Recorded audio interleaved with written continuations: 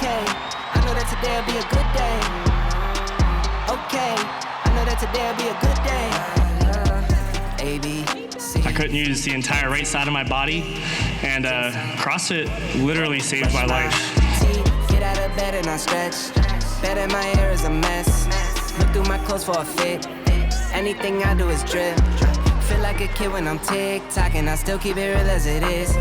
I show my age, I don't switch often. I'm just as a dad as it gets. Try taking naps with my kids, talking. Good morning, it is day 4 here at the CrossFit Games. I'm about to head inside. The individuals and the teams are over at the pool right now doing the pool event. I don't have a car, so it's a little bit difficult for me to get over there. So I decided to just come here and check out the age groups and things like that that are going on here before those guys also head over to the pool. So we're gonna head inside and check it out. But first, of course, like always, I'm gonna grab some caffeine because I was up very late editing day 3 video, and you can check that out right up here.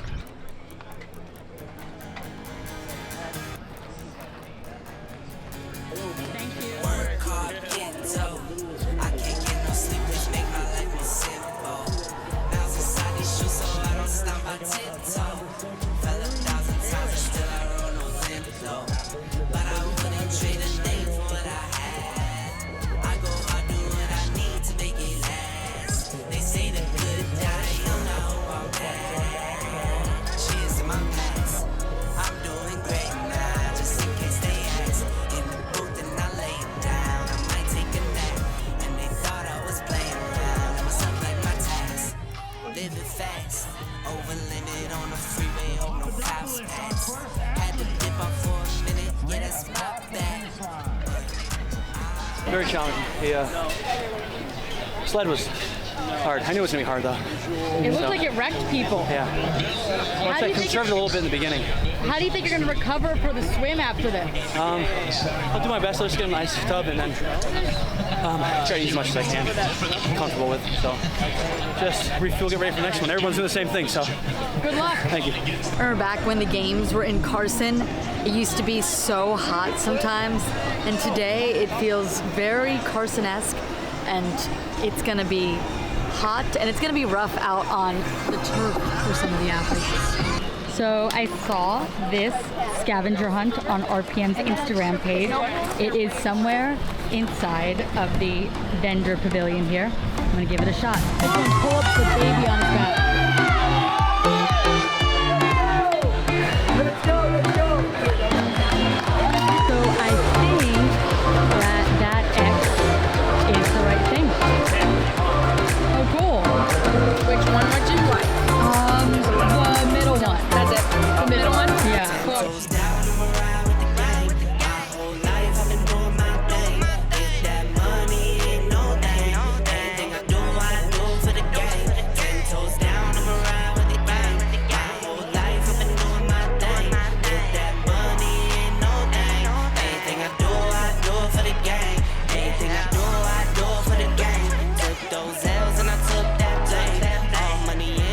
Try to get out of the heat again for a few minutes before the individuals start up. So gonna try to sneak inside, maybe get something to hydrate with.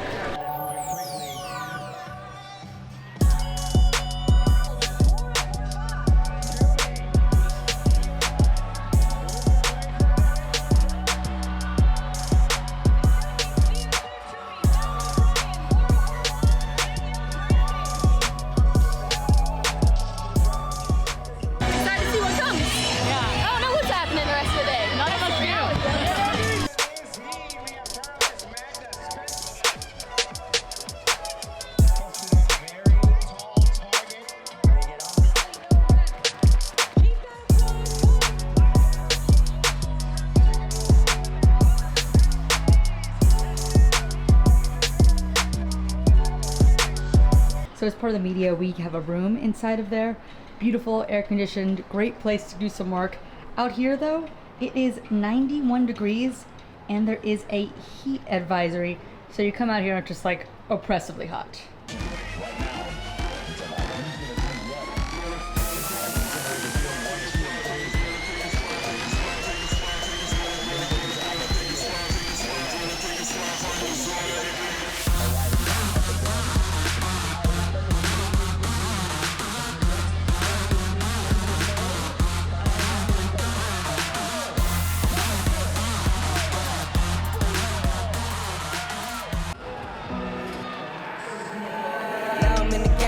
on the bench.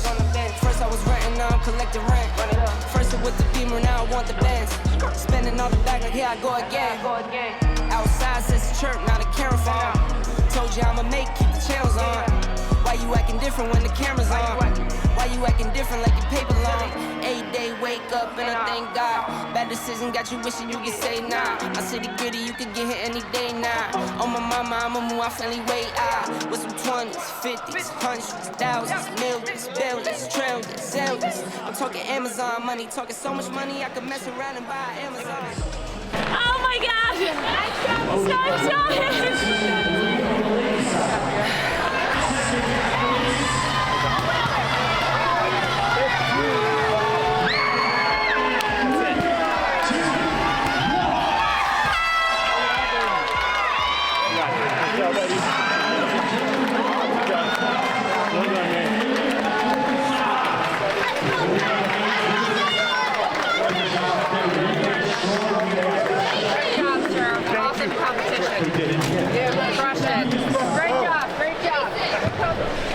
Hey, buddy. How do you feel right now?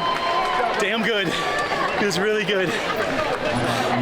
I came into this secure. So felt really good. Thank you. So the finale on Saturday looks like it is a sandbag ladder, ground to shoulder. But then we have all of these yokes set up and more sandbags. So we'll see what happens.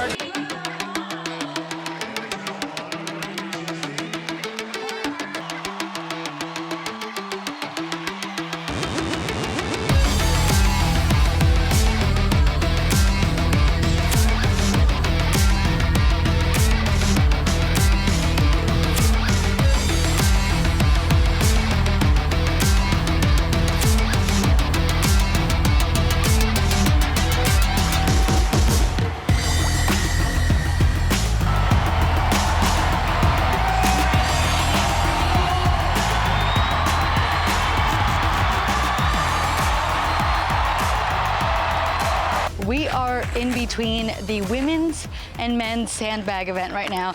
I just went to go grab a snack. I was surprised by how exciting the women's sandbag event was. I kind of thought it was gonna be a bust when it was announced. I didn't see how it could be as exciting as a barbell, and I definitely think it was much more exciting than I thought it was gonna be. The crowd got really excited in there. You saw that video for Dani and cheering her on, but also for all the athletes that almost made it, or even the athlete that got out first.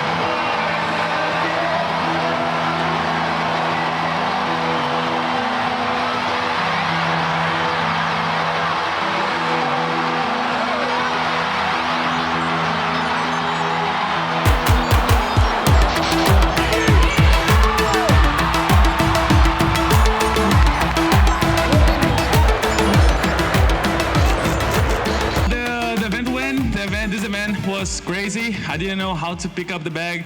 The heaviest that I ever did in my life was 250 at Rogue, and it was already heavy. And this one, 260, 270, I was just praying for God, like, God, give me the strength that I need to win this event, and like, give me the event win. And I just put the bag in my lap and put it on my shoulder. I don't know how. And that was it. Thank God, God is good. That's it. Yeah, I mean, just as a rookie in the games, I mean, it's freaking crazy out there. Like, the energy is insane. Like Guy, like the most I've ever lifted was 250, and then in the back, even the 300 practice was way heavier than it felt out on the floor, and it was just. There you go, for sure. Yeah, I guess. I don't know. It was heavy. It was heavy. Oh, I get two. You get two. This was a great event for me, obviously. I did. Love the heavy stuff. 2019, I didn't get to do the cleans, and then last year I had to withdraw from an injury, so I didn't get to do the snatches. So I always seem to just miss the heavy stuff, so just happy I got to play around this year. Yeah. Yeah, I thought it was super cool. Usually the age groups don't get to do some of the stuff that the individuals get to do, and doing that this year was a really cool experience, so I was glad we got to do that.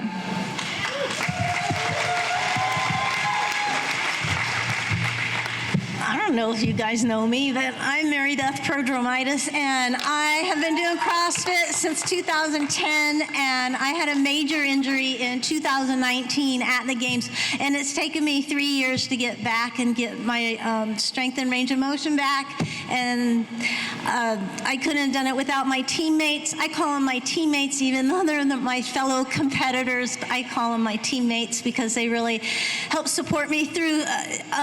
There were some scary times in there, but my favorite event was the skills event because I had some skills.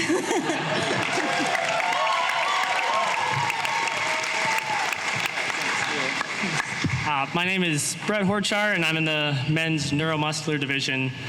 Originally, I never planned on competing in CrossFit once in my life. In 2018, I was diagnosed with multiple sclerosis, and I was bound to a walker. I couldn't use the entire right side of my body, and CrossFit literally saved my life. It was a thing.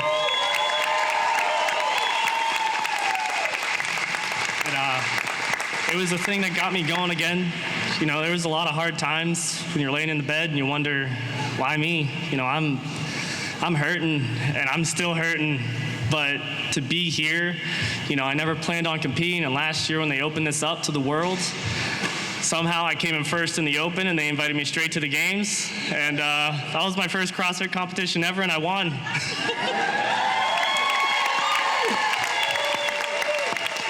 But you know, it's not about me with this division. The amount of love and support I received the last year from everybody with adaptations that said, thank you for showing me that there's a way through this. You know, it's been tough for everyone.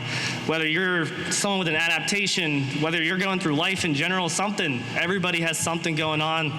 So I've had a lot of thanks and praise that I'm very thankful for. And that's why I keep doing this. I didn't want to do it again, but I did it for you guys, so. This question's for Olivia.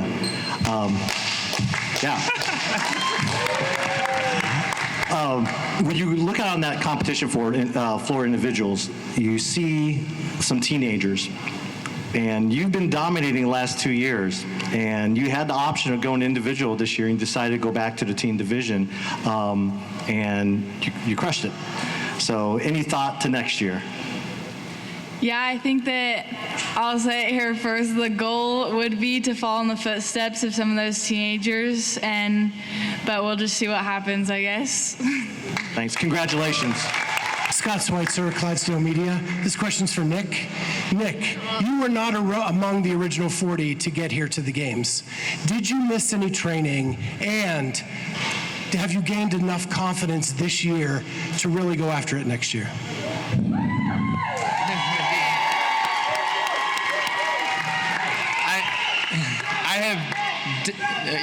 Yeah.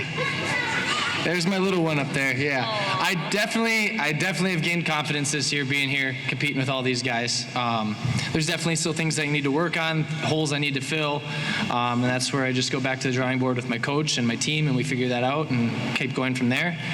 What was the first part of your question? One more time. Oh, missing training? No, I ended up going to last chance qualifier, and those were some pretty grueling workouts. So I got right back into that, and then as soon as I finished those, I just kind of set my sights on I wanted to compete at other competitions that were coming up. So took a couple days off, and then just kind of eased back into it, did classes with my team over there, and yeah, just kind of kept it going. Part of the lifestyle. I'd like to take a question from online now. This is for Boz and JB. It's hard to know from the outside, but what are some of the challenges that you've had to overcome in the last few days with the programming, weather, et cetera? 30,000 pounds of gear on the field for that team final today was a real challenge to overcome. We were sitting in the planning meeting last night thinking through the logistics of that. It took 200 volunteers to get that done in the transition between heats. So to kind of piggyback on comments earlier, work hard obviously is a big one, but teamwork is a big one around here. And it didn't matter, it was pretty inspirational. It didn't matter if you were a part of a signage crew, a medical crew, a judging crew, whatever. We all came together to get that event done. And so that was a good learning, good challenge. Boz, when we were down to just 2 and 3 sandbags and there was still half the men's field there, what was going through your head? Good. I think it's awesome. I think it's awesome that, we're out there trying to do our best to put a test together that is really going to stretch the best in the room. And sometimes they're going to break that test. Good for them. It's on us to do our homework to make sure we get it right, but it's on them to try to break that system. So good. Katie and Bill from Rogue, hats off to them. They had the extra bag ready to go. They got me on the radio. They're like, it's ready. So saved the day a little bit there, but yeah, it was awesome. I think it's really, really cool when you have some of the best minds that all come together. They put this test through the ringer as far as finding the right rep range, figuring out the logistics, et cetera, and then the athletes come out and they push the limits on that. That's exactly what's supposed to happen. There was no 360. Previous person in your position has said there's been a moment, a gritty event, a gritty effort, or something that he saw in a particular athlete's eyes as to who's going to win the fittest on earth. Have you seen that moment happen yet this year? On the women's side, yes, I think so. I don't know yet on the men. You want me to name names? Is that I'll leave it up to you guys. Yeah. Well, thank you very much, everyone, for coming, and we'll look forward to seeing you tomorrow for the final day of the 2022 Noble CrossFit Games. Day 4. Can you believe we're already towards the end of the games? We just have Sunday left.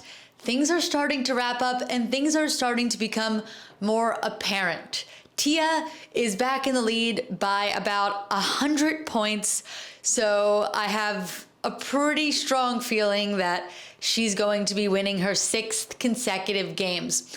I did enjoy, though, that she was challenged for the first time in a while, and I think that's really exciting for the future if she decides to continue. And if she doesn't, I think that we have a lot of future athletes that are going to be really competitive. We've got Mal O'Brien right behind her, and Mal has a 63-point lead over Emma Lawson. And then you've got Danielle Brandon after that, who they're only 5 points apart. So there is still a race for the podium, and I'm excited to see how that goes down. But the biggest race, I believe, is on the men's side of the leaderboard. On the men's side, you have Justin Medeiros leading, but he's only 17 points ahead of Ricky Garrard. And Ricky Garrard is only 22 points ahead of Roman Krenikov. That's really your podium. I believe those 3 men, Justin, Ricky, and Roman, will be the ones on the podium. I think that all the other men are just too many points behind to contend, but we could have a race for who's in that 1, 2, 3 position because the point spread is still really close. So I'm excited to see how that goes. I also think because those point spreads are so close right now, it made the men's sandbag event really exciting. And I mentioned this earlier in the vlog, but I was a little bit nervous about that sandbag event. When I first heard it, just hearing it before I saw it, it sounded like it might not be that exciting.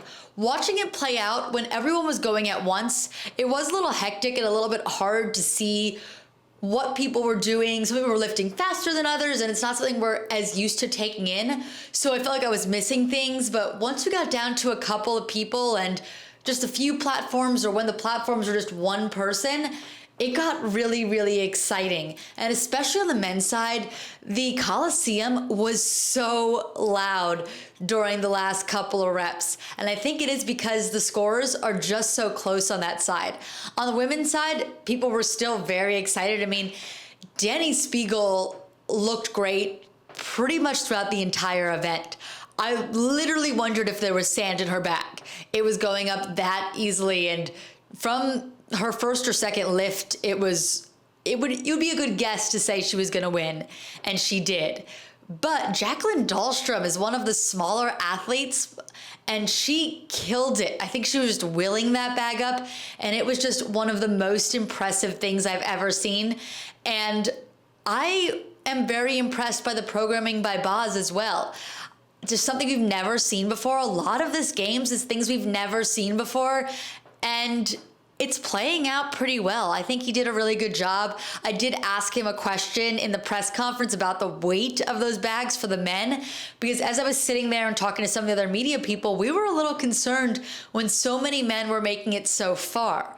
But they got to, that 320, 330 mark, and a lot of men started dropping off. So it was just a little bit different than the women, where a lot of the men kind of fell off together. The women had that similarly happen, but it just happened much earlier than the men. The teams are actually going to be ending the CrossFit Games on Sunday, and Mayhem Freedom looks like they will likely win, but they're still within striking distance of CrossFit Oslo Navy Blue. So there is a shot that they are challenged here, but I do think Rich is going to get his 10th win. We shall see. What I think is going to be more exciting is to see if CrossFit Reykjavik can push for that final podium spot. Right now, they're about 24 points out from the podium, and I think they really want it. I think they're going to gut it out and try to get there. Annie's a very determined athlete, so I'm excited to see what happens there.